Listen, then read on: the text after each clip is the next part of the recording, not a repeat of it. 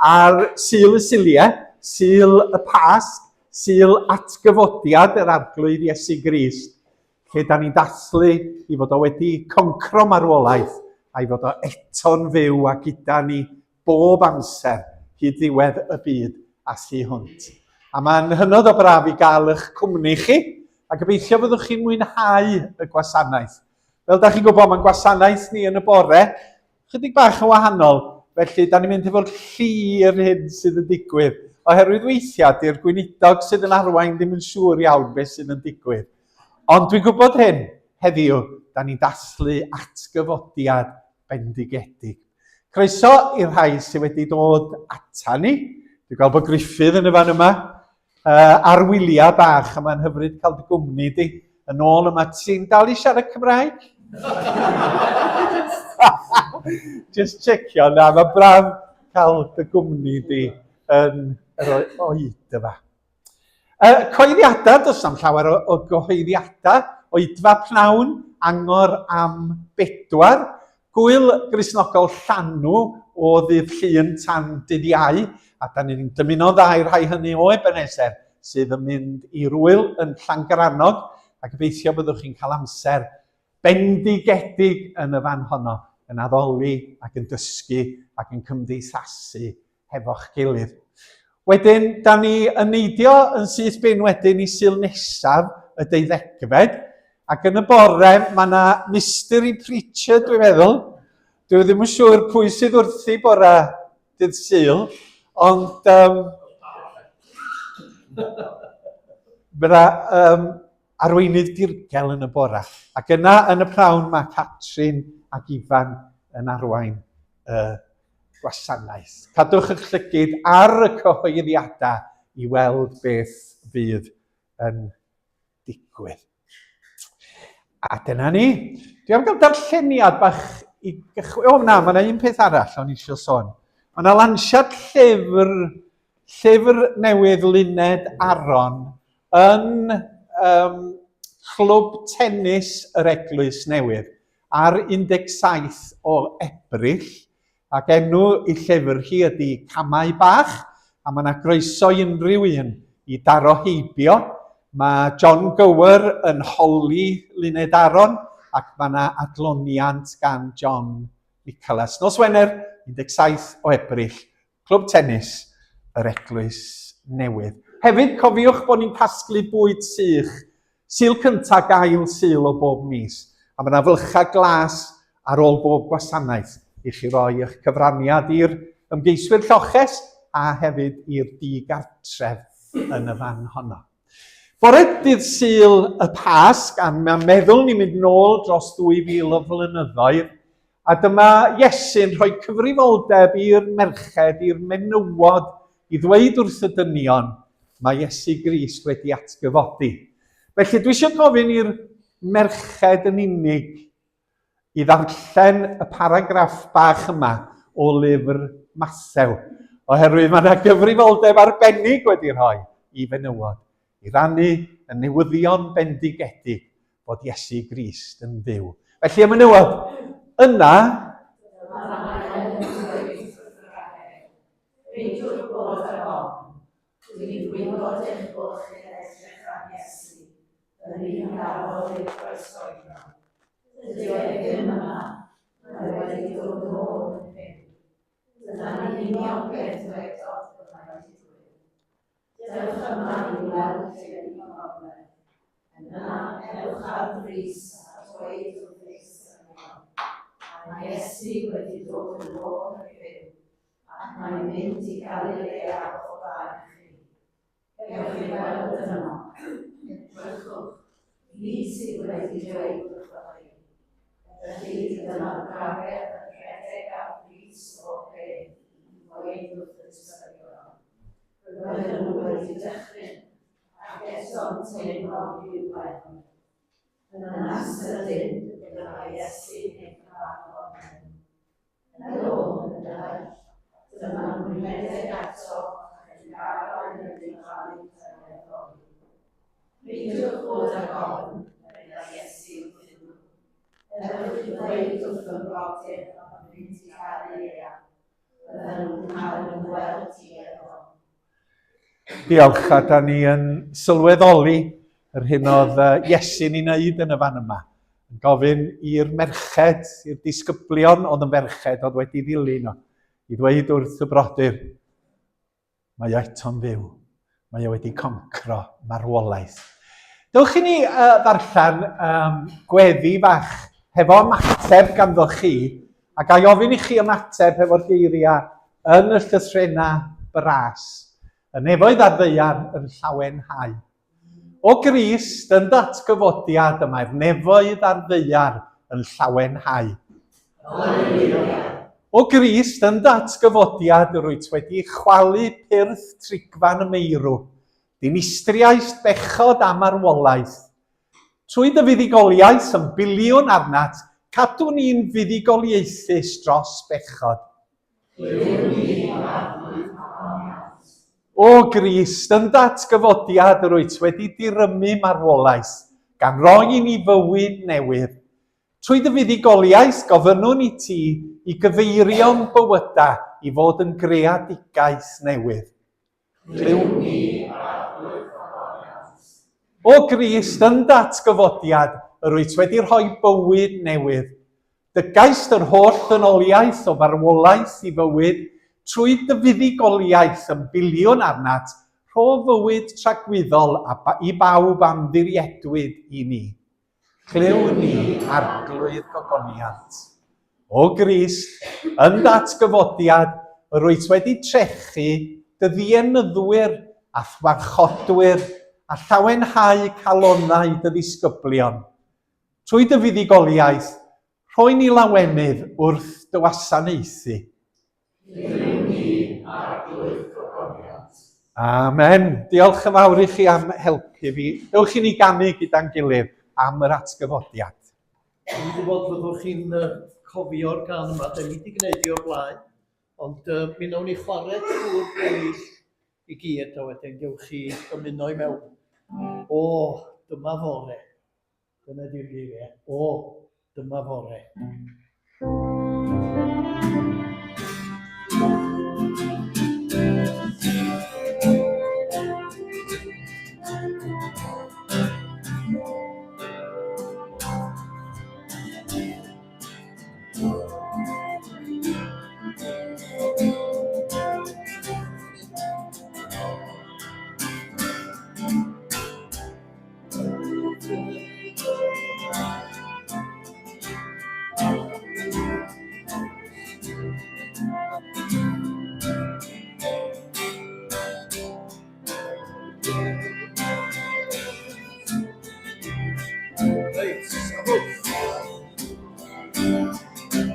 O, dyma fore.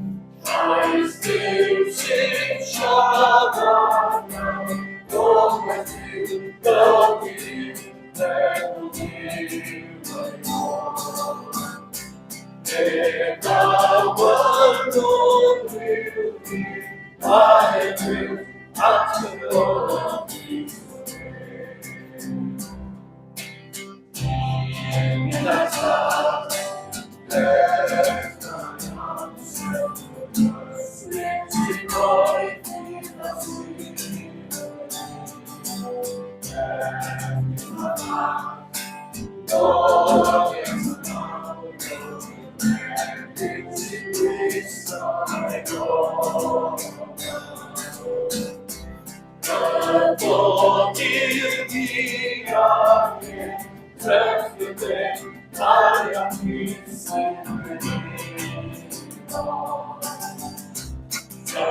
Gaswr cyfrogi, mae yn byw at gyfod ni.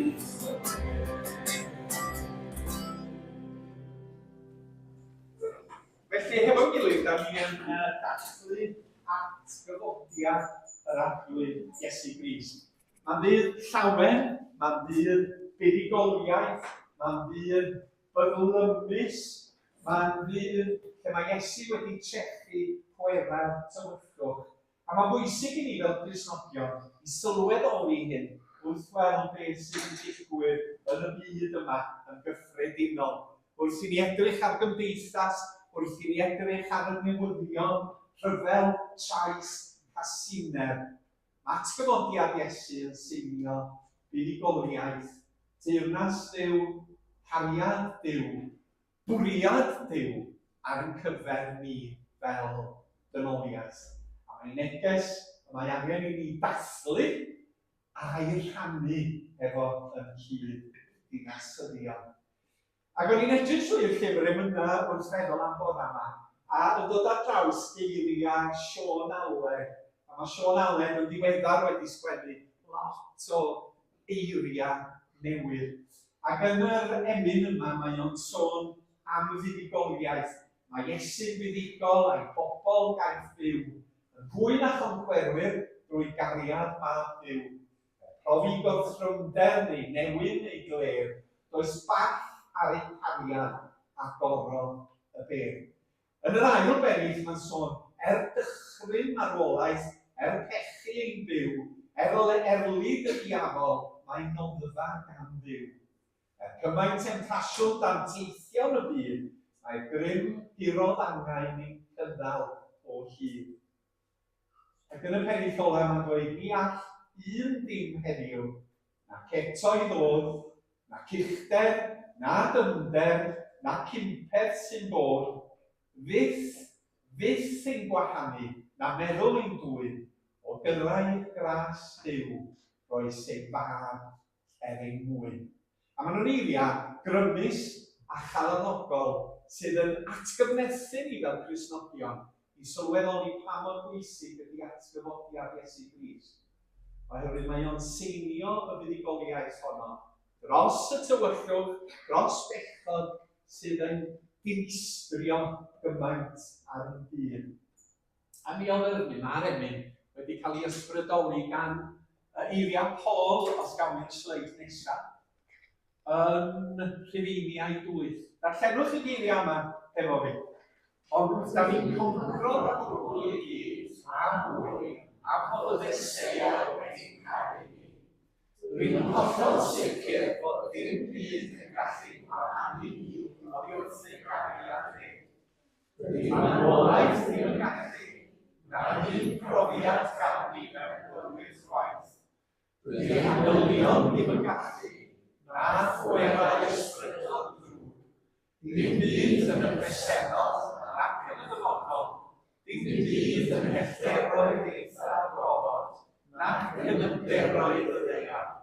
Na, does dim byd ysaf. Reodd Duw yn gallu gwahanu ni oddi wrth cariad Duw. Yn harglwydd ni yn Meseia Iesu. Mae'n eiriau pwerus i chi a fi, i'r eglwys Cristnogol ar hyd a lled y byd, ac hyd yn oliaeth. Yma mae'n gobaith. Yma mae'r goleuni sydd yn trechu'r tywyllwch. Yma mae'r cariad sydd yn difan casinau a drygioni. Ac yma mae maddeuant i'n pechodau. Da ni'n dathlu. Da ni'n dathlu. Pobl yda ni fel Cristnogion sy'n byw yn goleuni fuddugoliaeth atgyfodiad Iesu Grist.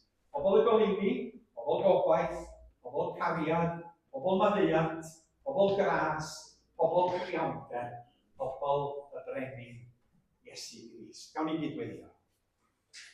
A'r gwyddion yn gyfle i fod at yn gilydd ar fore Sul y Pasg fel hyn. I ddathlu yn llawen buddugoliaeth ryfeddol yr arglwydd Iesu, dros farwolaeth a beth, dros gwerau'r tywyllwch, gan ddod at y deyrnas di yn glir i'n plith. Ac yn atgyfodiad, da ni'n gweld y gariad, y ras rhyfeddol tuag ata ni. Ni'n anhyddu dim ond yw felly wyt ti. Caru'r rhai hynny nad ydyn nhw'n hyddu i caru. Ar modd yr atgyfododd yr Iesu. Yn syml, y garreg yn cael ei symud, y merched yn mynd at y bedd, doedd dim tân gwyllt, doedd dim corau o anylio yn canu, doedd dim trwmpedau yn cael ei seinio, doedd na ddim cerddoriaeth gorffwys yn drymio yn y cefndir. Ond mi ymddangosodd i wragedd yn yr ardd. Fe ddywedodd y gwragedd wrth y brodyr, yn raddol fe sylweddolodd y brodyr yn hyn oedd wedi digwydd. Ac yna ddiaeth tân gwyllt, defengil o gariad, ar hyd a lled, drwy y dwyrain canol, drwy Israel a Lebanon, a Gaza, ac Iran, a Syria, a Gogledd Affrica, a'r Eidal, ac ar led. Oherwydd nid Duw wyt ti sydd yn defnyddio trais, a grym, a rhyfel, a gorfodaeth i ddod at y deyrnas. Ond Duw sydd yn dod at y deyrnas drwy gwasanaethu, drwy garu, drwy helpu, drwy siarad, drwy drafod, a drwy yr atgyfodiad bendigedig hwn. Gwna ni yn bobl yr atgyfodiad, ac yn bobl y deyrnas sydd yn sylweddoli nad trwy rym gwleidyddol mae y deyrnas di yn dod, ond drwy dy farn, yn atgyfodi, ac yn dawel, yn siarad ac yn rhannu'r newyddion da gyda dynoliaeth. Daslwn hyn, yn enw yn prynwr atgyfodedig Iesu Grist. Amen.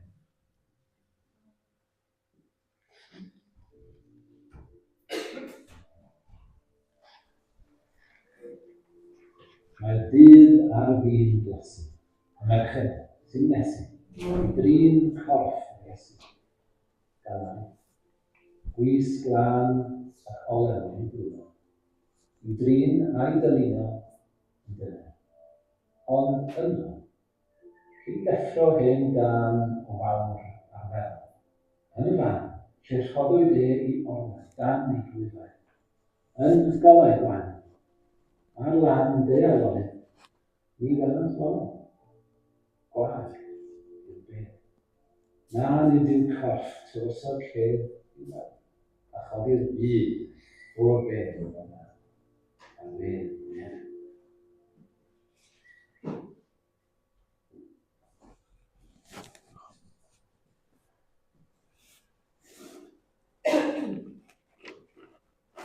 Os na rhywun di cael wy pasg bore yma? Rwy'r plant di cael wy pasg? Llaw i fyny os da chi di cael wy pasg? Pam bod ni roi dwy o pasg i'n gilydd? Oedd rhyfedd i roi dydi? Ar syl y pasg, neu dros y pasg. Os rhywun yn gwybod pam bod ni'n cael wy o pasg?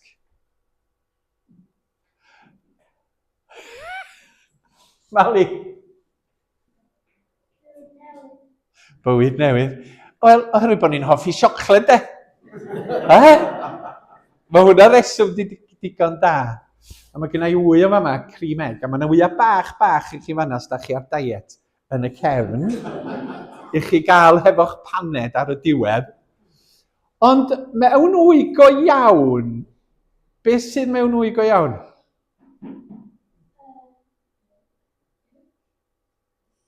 Be?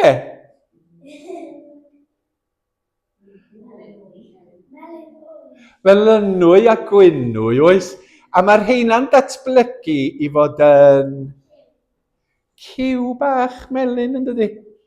Ac felly, wyt ti'n iawn, Mali, mewn wy go iawn, mae yna fywyd newydd yn dod. A dwi'n mynd siŵr, os da chi wedi bod erioed ar ffarm lle maen nhw'n magu cywion, a mae yna wyau mewn incubator yn y gwres, a mae'r cywion bach. Ti di bod, Mali? Cywion go iawn? Ond na res o hir ohonyn nhw, fel ciw o giw.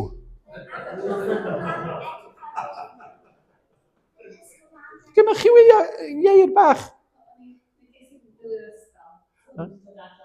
Na chi neud. Felly, da chi'n gwybod yn iawn, dydach, beth sy'n mewn wyau naturiol, sef mae yna fywyd newydd yn ffrwydro allan ohonyn nhw yn y diwedd.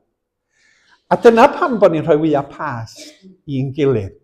Oherwydd y syniad fod Iesu Grist wedi marw ac wedi bod yn y bedd, ond ar y trydydd dydd i fod o wedi dod yn ôl yn fyw, a bod bywyd newydd wedi dod yn Iesu Grist ar yn cyfer ni.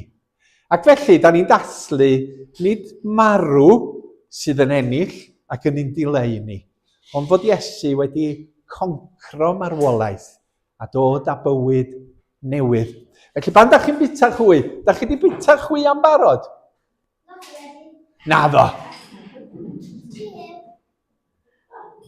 Da, cadwa fod tan ar ôl y gwasanaeth. Felly, pan da chi'n bita chwi, cofiwch, mae Iesu Grist wedi atgyfodi ac wedi dod yn ôl yn fyw.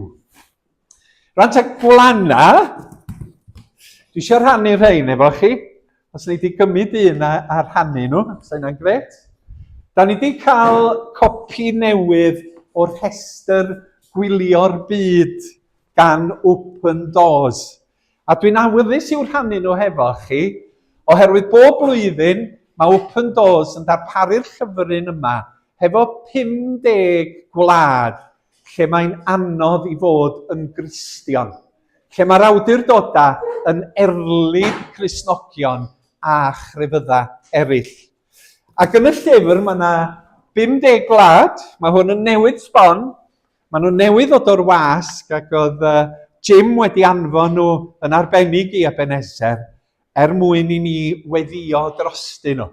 A'r bwriad ydy, os da chi'n edrych yn y cefn, tudalen 66, mae'n air gan y brawd Andrew, un o weithwyr Open Doors. A mae'n deud pŵer gweddi yn y fan yma. Nid oes yna derfyn ar effeithiau nac effeithiolrwydd i'n gweddiau.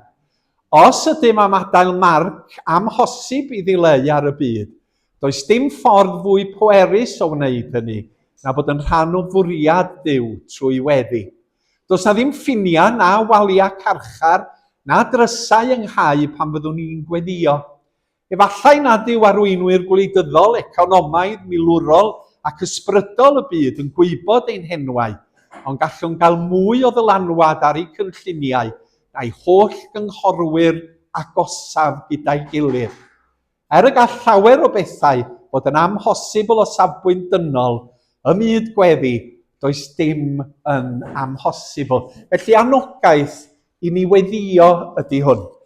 Mae yna 50 gwlad, allwch chi gymryd gwlad y dydd a gweddio drostyn nhw, fydd hynny'n cymryd 50 diwrnod. Allwch chi gymryd gwlad yr wythnos i feddwl amdanyn nhw.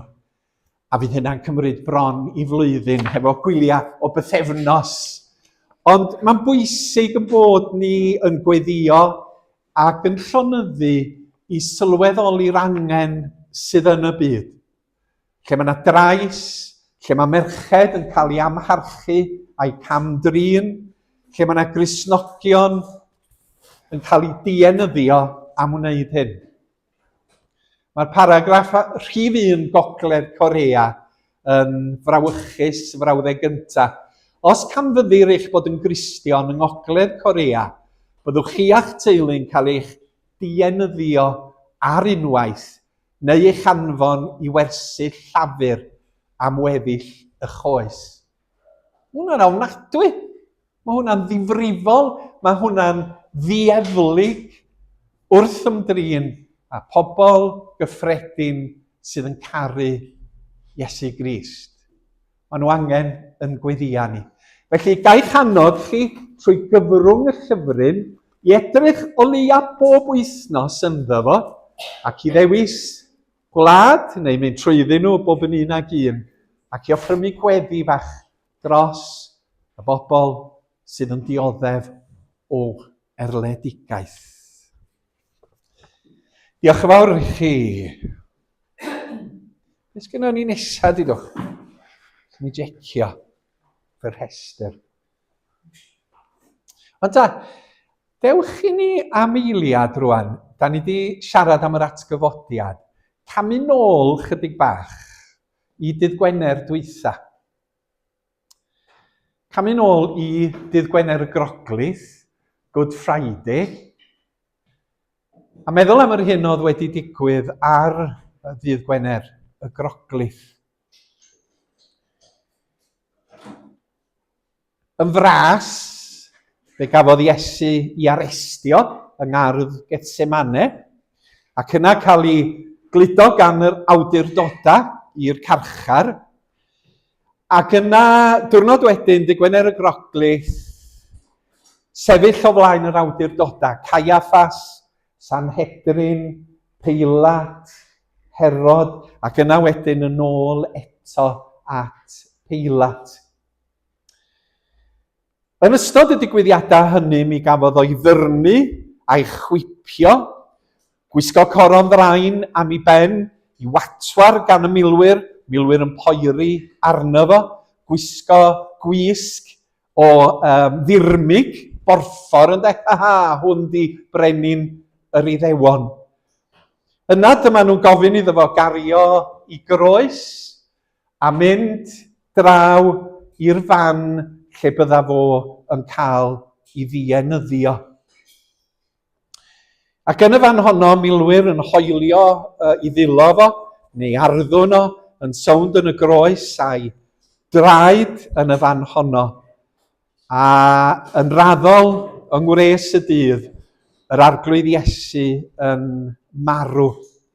Ac ar ei farwolaeth dyma, llen y deml, y cyrtan oedd yn y deml, yn cael ei rhwygo yn ddwy. Fe roddwyd corff yr arglwydd Iesu Grist yn y bedd. Ac fel y dywedodd y ddau wrth gerdded i Emmaus, dyma Cleopas un ohonyn nhw'n dweud, mae'n rhaid mai ti ydy'r unig berson yn Jerusalem sydd ddim yn gwybod beth sydd wedi digwydd y dyddiau diwetha yma. Gwybod beth? Gofynodd Iesu wedi iddo atgyfodi. Beth sydd wedi digwydd i Iesu o Nazareth, meddan nhw.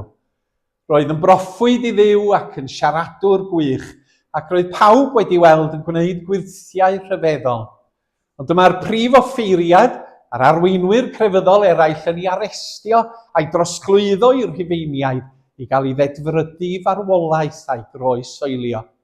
Roeddan ni wedi gobeithio mai fodd y Meseia oedd yn mynd i ennill rhyddid i Israel. Digwyddodd hynny echdoi. Felly oedd y disgyblion wedi gweld yr Iesu'n marw ar y groes, ac yn ei farwolaeth o, dyma'i gobaith nhw'n darfod. Oeddan nhw'n meddwl na hynny oedd y diwedd. Mi oeddan nhw'n meddwl na hynny oedd yr digwyddiad terfynol y mywyd person addawol. Oedd fallan un fysa wedi arwain nhw i ryddid gwleidyddol militaraidd yn erbyn y Rhufeiniaid. Ond nid dyna fi, meddan nhw, wrth siarad ar y ffordd i Emmaus. Digwyddodd hynny echdoi. Fe orffennodd y cwbl ar y groes honno. A mae yna rhywbeth dwys, nes i gael teimlad anarferol o ddwyster dydd Gwener dwytha, dydd Gwener y Groglith. Oeddan ni'n mynd ar daith o gwmpas yr eglwysi yma, yr eglwys Gatholig, ac yna i fama ar gyfer oedfa fer Ebenezer. Ac yna mynd draw i yr eglwysi Bedyddwyr, Ararat a Bethel, eglwys Methodistiaid a yr eglwys arall oedd Santes Fair. A'r unig sôn oedd mewn ffordd oedd am y dioddefaint ynde. Am farwolaeth Iesu Grist, am y groes am grylondeb dyn tuag at ei gydyn. Ac yna mynd yn y pnawn i Eglwys Dewi Sant. Ac o'n i'n teimlo rhyw drymder yn yr oedfa yn y fan honno, oherwydd oedd yr oedfa yn tywys ni i ystyried y modd na Iesu ddioddef yn ein lle ni. Ac ar ôl hynny gyd, mynd adra, gwylio'r newyddion, a gweld y crylondeb ofnadwy sydd yn byd ni heddiw. America ac Iran.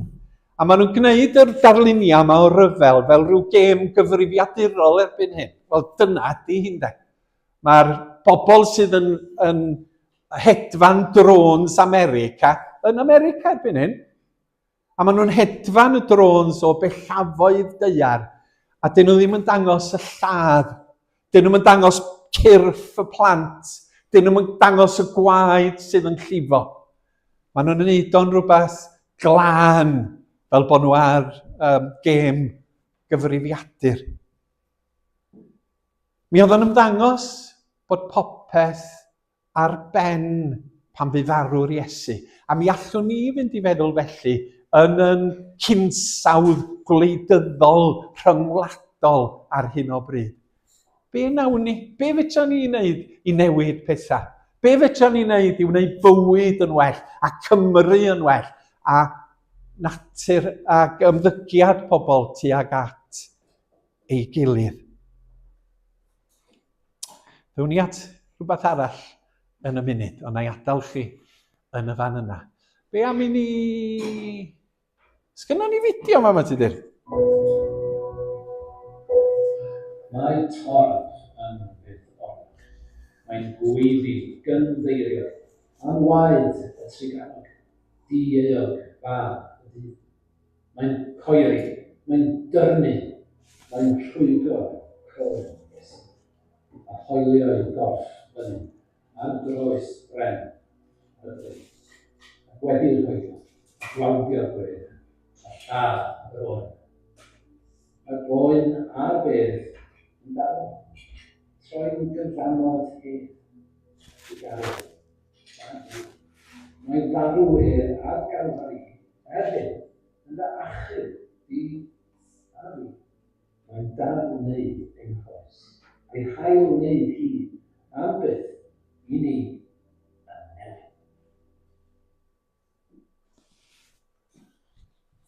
Be am i ni gan i emyn efo'n gilydd? Myfyrio wnaf ar Galfari. Dwi'n gwybod byddwch chi'n cofio hon, dwi'n siŵr os mae rhyw unwaith da ni wedi gwneud i rioed.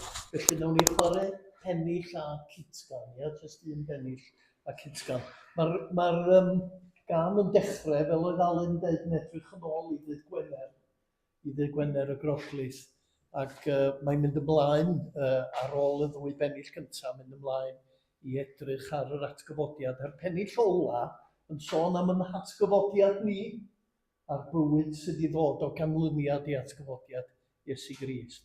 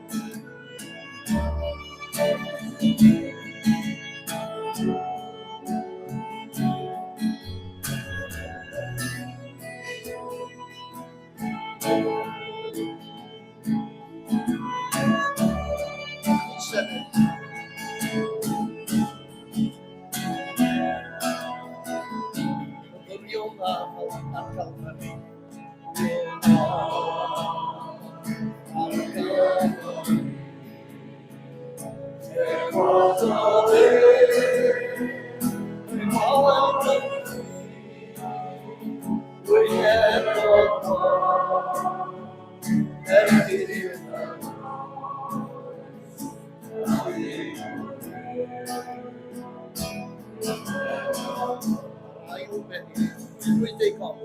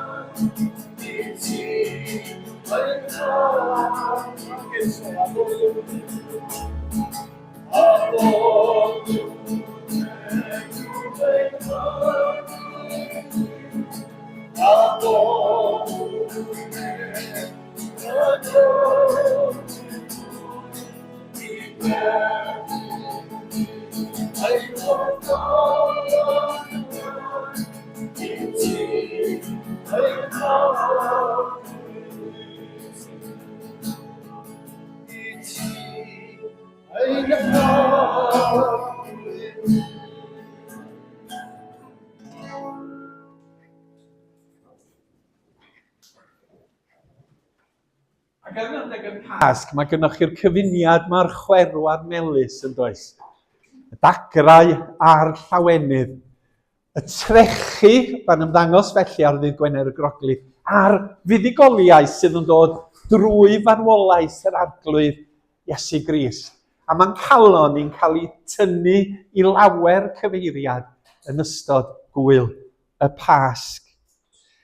Oherwydd nid marwolaeth Iesu Grist oedd diwedd yr hanes. Chi'n bod yn hanes lot o bobl, mae bedd. A da ni'n dal i ymweld â'r beddau hynny. Beddau pobl a fu, pobl enwog yn y gorffennol. Ond does na ddim bedd na charreg fedd arhosol i Iesu Grist, oherwydd nid dyna ydy diwedd yr hanes, nid dyna ydy diwedd y stori. A dyma sy'n syfrdanol yn newyddion da yr Efengil Gristnogol. Oherwydd yn ei farwolaeth, fe ddaeth buddugoliaeth. A mae hwn yn swnio'n afresymol i'r byd di-dduw a'r byd anghrediniol. Bod buddugoliaeth yn dod trwy ddioddef, trwy gael eich camdrin, trwy gael eich poen ydi o trwy farw i'r byd. Dyna'r diwedd ynde. Dyna'r dagra. Dyna'r amen. Ond hanes Iesu Grist, mae'r fuddugoliaeth yn dod trwy i farwolaeth o ar y groes. Wrth iddo fo farw a cildio ei hun i Dduw, fe gwblhaodd gwaith Dduw yn dod â iachawdwriaeth a gwawr yr efengil a'r newyddion da Cristnogol. Oherwydd yn ei farwolaeth, mae'n concro marwolaeth, oedden ni'n daslu ar ddiwedd yr emyn yna. Bod Iesu di atgyfodi ac oherwydd hynny, bod ni yn atgyfodi hefyd, ac nid yn marwolaeth ni fel Cristnogion ydy diwad yr hanes. Bod Iesu'n concro marwolaeth drwy atgyfodi, bod o'n concro teyrnas y tywyllwch sydd yn effeithio gymaint ar galonau pobl, bod o'n concro anghyfiawnder ac yn concro pechod. A trwy berffeithrwydd ei fywyd, a'r ffaith i fod o wedi aberthu hun yn wirfoddol, fe gymrodd holl drieni a thywyllwch a chasineb a phechod dynolryw arno fo ei hun a chael ei gosbi yn ein lle. A dyna a gogoniant dydd Gwener y Groglith a'r groes. Bod Iesu wedi cymryd arno ei hun yr holl aflendid da ni'n gweld yn y byd a sydd wedi bod yn y byd ac wedi dioddef mwyn yn cymodi ni gyda Duw. Fel bod gobaith i ddynoliaeth, fel bod pobl yn cael bywyd newydd ac yn cael gweithredu egwyddorion teyrnas Dduw o fewn i gymdeithas. A phrawf o'r hyn wnaeth yr Iesu fod o'n ddilys ydy fod o wedi atgyfodi. Doedd gan farwolaeth ddim hawl ar Iesu. Person perffaith oedd yr Iesu. Cyflog pechod yw marwolaeth. Chi'n bod rhyfedd yn Efengil Ioan, mae'n sôn am yr hanesion, am yr atgyfodiad, ac am yr angylion, ac am y merched, a'r merched yn dweud wrth y disgyblion, a'r disgyblion yn rhithro at y bedd. Maen nhw'n sôn am nos Sul, Sul y Pasg cynta, a'r disgyblion yn dod at ei gilydd yn yr oruwch ystafell, oherwydd i bod nhw'n ofni y gymdeithas. A mae Thomas yna, yr ail nos Sul, a mae Iesu'n deud fo, paid a bod yn angredadyn, bydd yn gredadyn. Creda bod hyn wedi digwydd. Paid a bod yn atheist, paid a bod yn berson sydd yn gwrthod y gwirioneddau yma, ond creda yn yr hyn sydd wedi digwydd. Ac yna, ar ôl yr digwyddiad yna, mae'n stopio a mae'n deud hyn. Cyn mynd ymlaen hefo hanes yr atgyfodiad. Gwelodd y disgyblion Iesu yn gwneud llawer o arwyddion gwirthiol eraill yn Ioan 20, ond dwi ddim wedi ysgrifennu amdanyn nhw. Ond mae'r cwbl sydd yma wedi ysgrifennu mwyn i chwi gredu. Dyna pam dwi wedi sgwennu llyfr Ioan. Dyma pam dwi wedi sgwennu yr hanes am Iesu Grist a'i enedigaeth. Yn y dechreuad yr oedd y gair, a'r gair oedd gyda Duw, a Duw oedd y gair, y geiriau cyntaf. Drwy y gwirthia, drwy y ddysgeidiaeth, drwy farwolaeth. Dyma pam dwi wedi sgwennu hyn i gyd. Mwyn i chi gredu, mae Iesu ydy'r Meseia, mab Duw. Pan fyddwch chi'n credu, byddwch chi'n cael bywyd drwy awdurdod ef. A mae hwn yn her i ni yn dydy bob amser. Bod Ioan yn gweld yr ysgrifennu hanes Iesu Grist ac ei bwrpas o mwyn i bobl gredu. Mwyn i ni rannu y newyddion bendigedig yma am gariad yn trechu casineb a drwg deimlad a hiliaeth ac anghyfiawnder a slodi a marwolaeth a phechod. Dwi eisiau i chi gredu, medda Ioan, wrth glwad yr hanes yma. Peidiwch a bod yn atheists, credwch yn Iesu Grist, a mi fydd y newyddion, a mi fydd yr arglwydd yn newid eich bywydau chi, ac yn dod â goleuni Duw i'ch calonnau. Mae'n sôn am 3 peth fanna, dwi'n am sôn. Iesu di'r Meseia, Iesu di mab Duw, ac mwyn i chi gael bywyd. Chi'n cofio rhyw ddynas o'r enw Margaret Thatcher? Mae rhai ohonoch chi diolch i'r drefn yn rhy ifanc i glywed am Mrs Thatcher. Ond da chi'n cofio be oedd un tôn gron i Margaret Thatcher?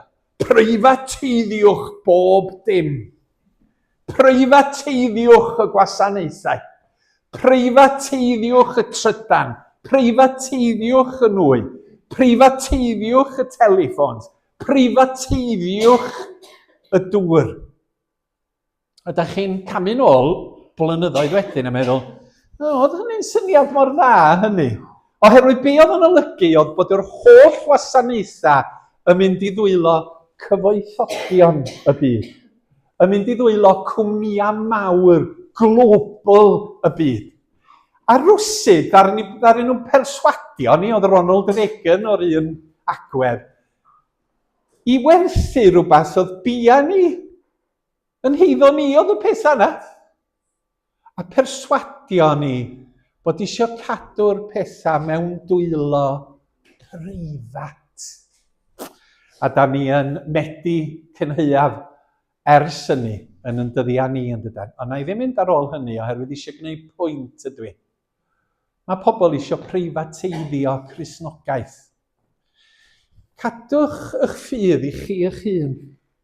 Mae'n iawn i ti gredu fel unigolyn yn Iesu Grist. Ond paid a rannu fo hefo pobl eraill.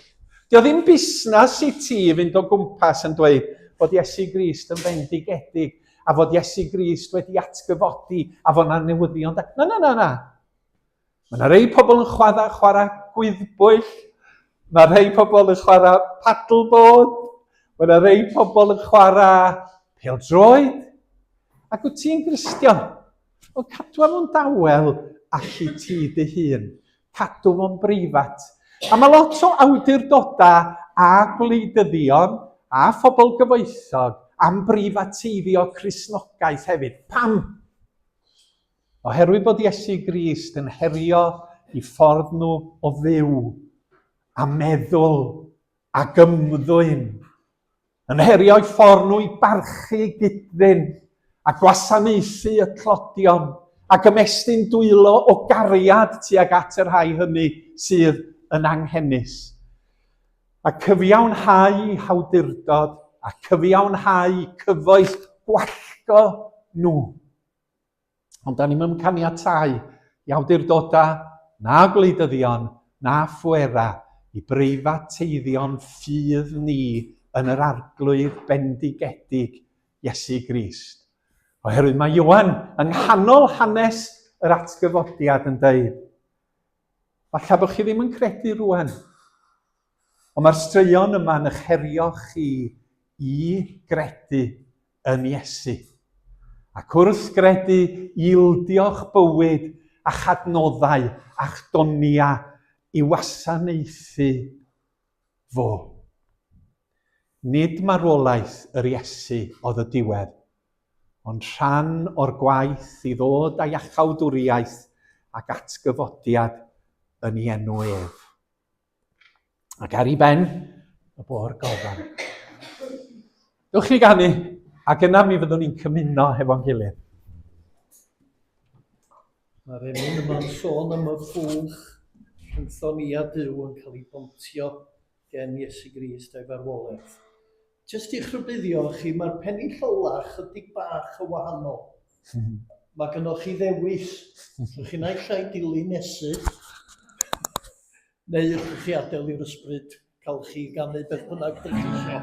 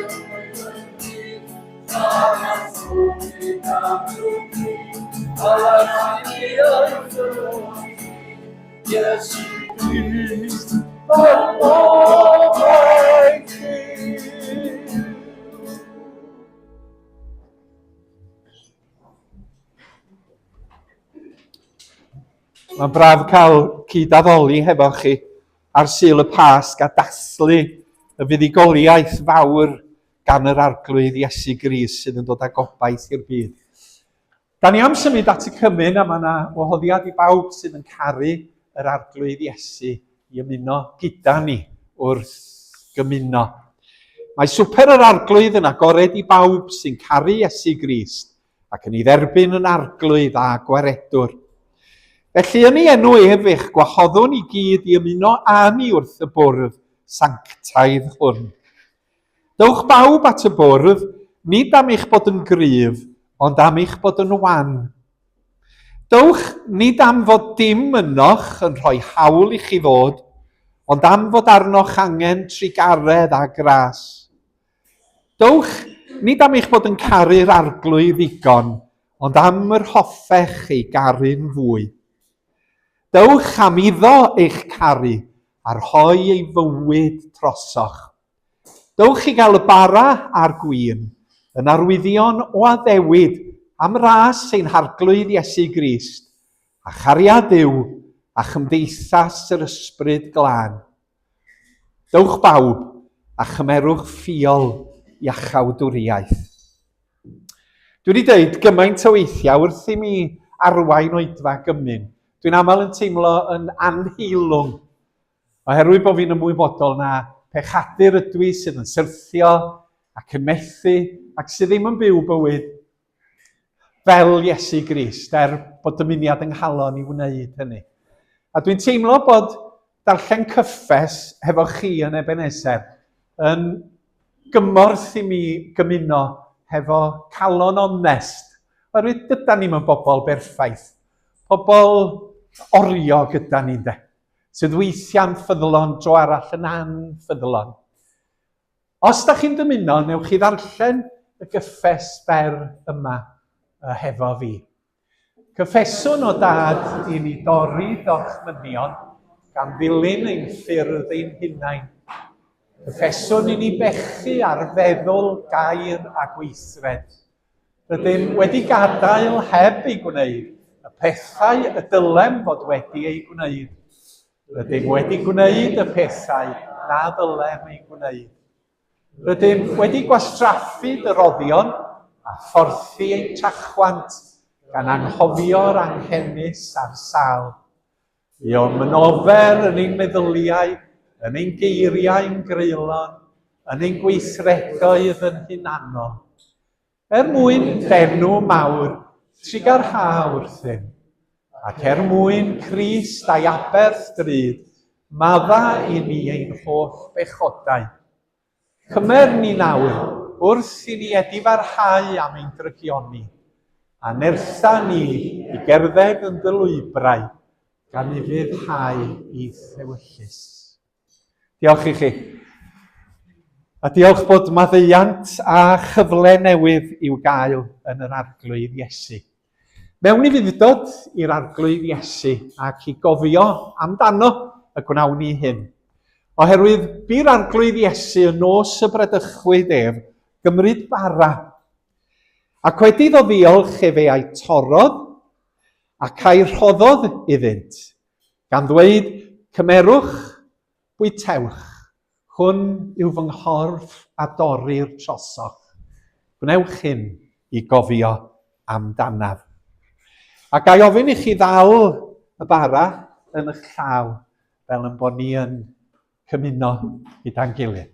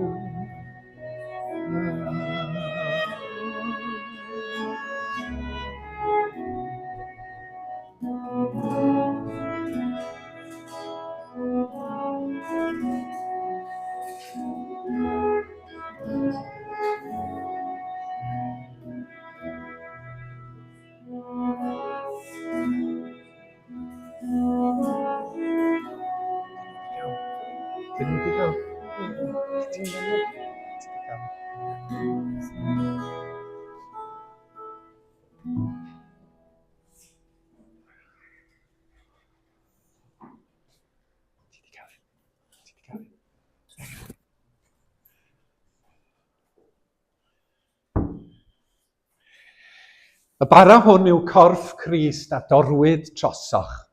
Cymerwch a bwytewch cof amdana.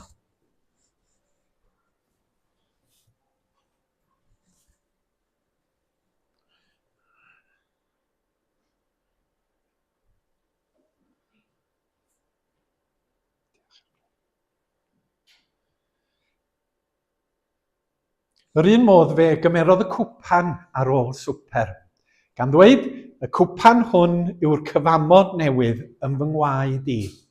Gwnewch hyn bob tro yr yfwch ef i gofio amdanaf.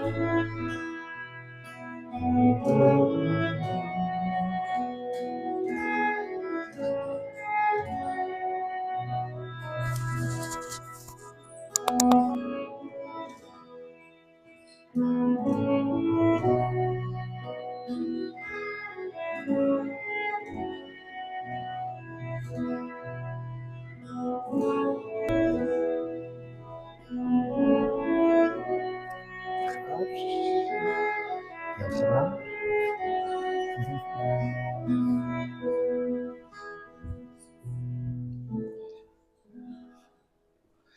Y cwpan hwn yw'r cyfamod newydd yng ngwaed Crist. Yfwch bawb o hwn.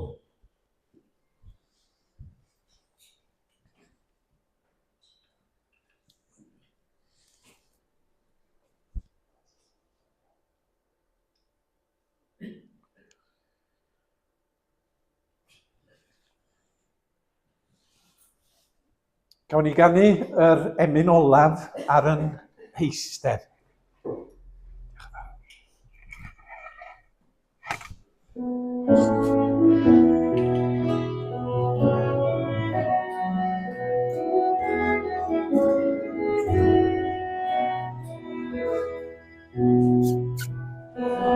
Eistedd a nobaith fi, ef yw fy ngoed i ddefnyddio mewn stormy'r llym a sychter blin, fan ddiffyn y dwywan y tan.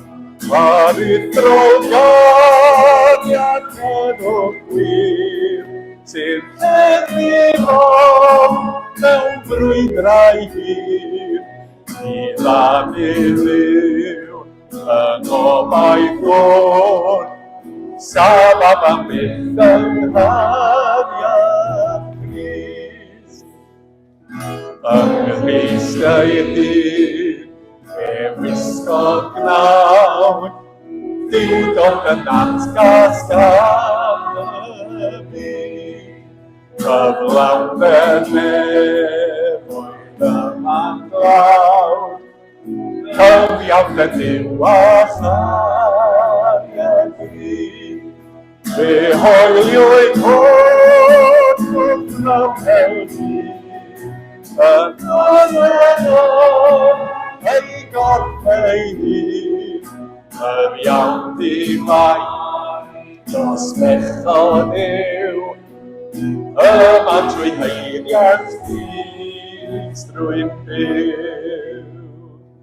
Yn rwrth y byr, a rwy'n y gwir, goleith i'r byd mewn meddrod fi.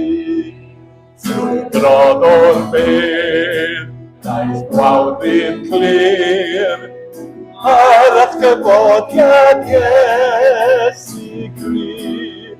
Mae conquest yw'n conquest i, rwy'n eiddo'i Crist, mae'n eiddo'i fi. Nid oes gan mae'n golyn fwy, ddim prynwyd drwy ei werthfawr waith. Nid ofnaf yw na marw mwy, Crist gorodd afael angau dlawd. Yng nghenhediad hyd fy mynd, Iesu ar drwy'n fod nawd, gryfynydd yn drwy'n dyr, drwy'n gadael o ef ei hun. Bob dydd o'm oes, hyd nes y daw, sabaf am byd drwyad Crist. Amen ac amen. Mae eto'n fyw. Diolch i chi am eich cwmni ac am y fraint o gael cyd-addoli hefo chi fel hyn ar Sul y Pasg. Mae wedi bod yn hyfrydwch mawr i mi yn bersonol a gobeithio bod chi wedi teimlo gwefr yr atgyfodiad wrth addoli yma yn Cen. Mi fydd na banad, mae yna wyau Pasg bach os da chi isio mentro yn y bocs yn y fan yna. Aroswch, Malcolm eisiau dweud rhywbeth.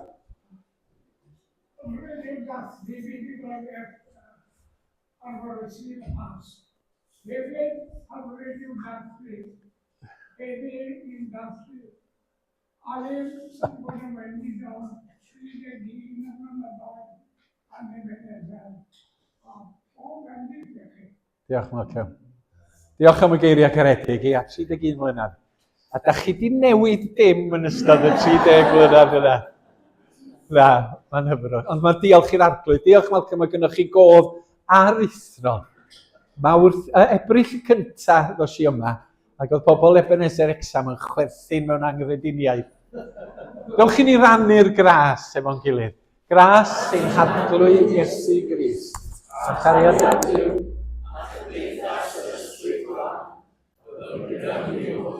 Nawr hon